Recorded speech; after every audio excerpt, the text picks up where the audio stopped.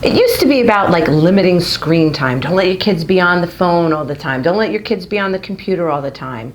But it's evolved into something so much more than that now. Technology isn't going anywhere.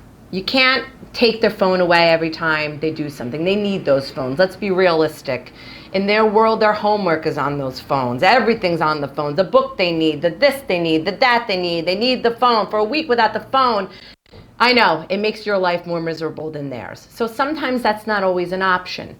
So how do we live in this world? Better yet, how do we teach our kids to live in this world of technology? They have to live in it. They have to learn how to manage it. We can't be managing it for them all the time.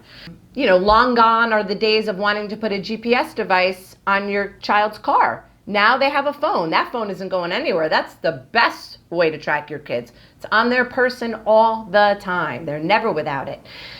So how do we manage, how do we live in this world of technology? So as your kids get older, maybe they're not gaming and meeting strangers online through that venue. Maybe now they're getting older and they're using other social media sites like Snapchat and things of that nature, where they have followers and people watching them and they're posting pictures. Again, it comes down to having conversations with your kids about what's appropriate and what's not. Even just the cell phones in general, texting pictures. I did a little video about laws, and there's this thing called the Peeping Tom law, okay?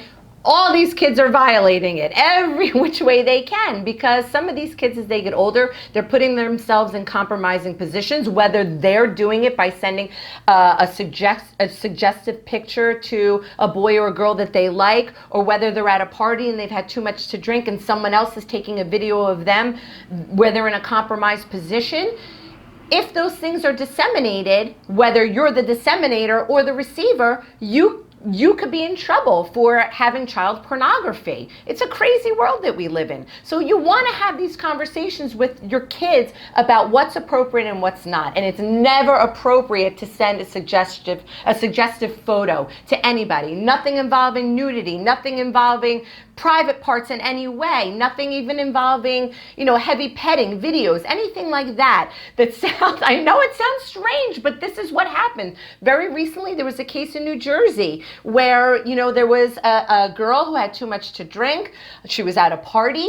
The boys, took videos of her, in engaging in intercourse with another boy. They took videos, passed it around. This is the stuff that is happening, and you don't want it to happen to your kid, boy or girl, okay? Because they're all getting in trouble. Now your kid's in college, or they want to go to college, or they want to get a job. And they say, Mom, I don't know, there might be something out there about me that somebody might find. Yeah, your kid's right. There's something out there somebody's going to find. These companies, colleges, they all do research. If you're in a very competitive program, you could be sure as that they are looking into who your kid is, what they're doing on social media, the pictures that they're posting, the things that they're saying, even stuff they're disseminating and sharing. They don't even have to be the author. All of these things ultimately end up defining who they are. You have to talk to them. You have to tell them to be careful. I'll tell you a funny story. When I was hiring a private investigator, somebody applied for the job. So of course, I'm going to Google who you are. Very simple Google search. So I find a YouTube channel for this kid, okay? And it was a video of him and his friends, and he was lighting a match, and you can guess what he was doing. Let's say he was just making the flame bigger. I mean, they were having a good time, but I'm like, oh my God. Now, what if I hired this guy? So I find this video. Now, does that mean he wouldn't make a good private investigator? I don't know.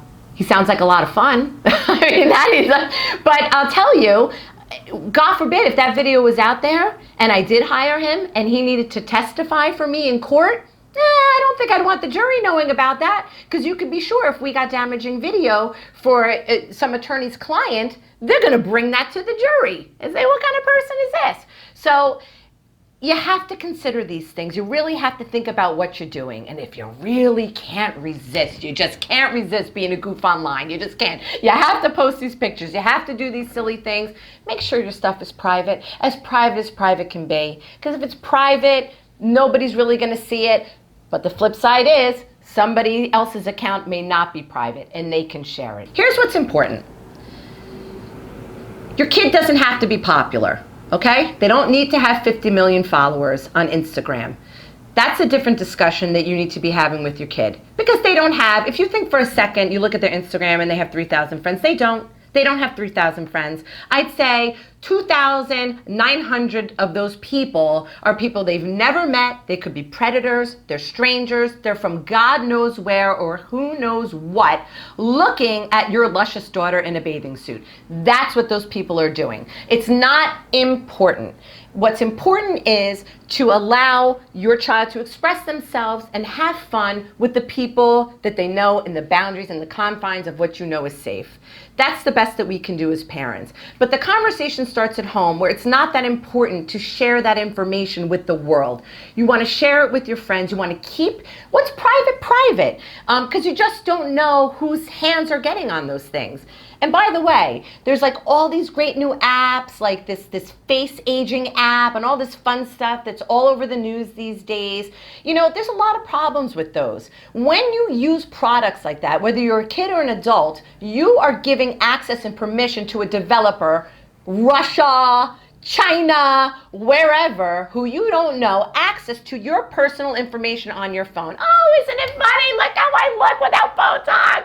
Yes, that's what you'll look like if you stop getting Botox. It's hilarious, okay? But what you're doing is you're giving access and you're giving your rights, okay? You're giving your likeness to people you don't know who could do whatever they want with your images. I don't know, maybe you don't care. And if you don't care, that's fine. But if you do care, you need to be aware that that's what's happening. That's what could happen with your information. Your information should belong to you and nobody else. Okay, these opinions are all mine. I'm an acquired taste. You might like them or you might not. But if you do like them and you want to hear more, you can subscribe to my channel. And we will post videos. I love your questions. Send me your questions. Send an email. And you might be a topic.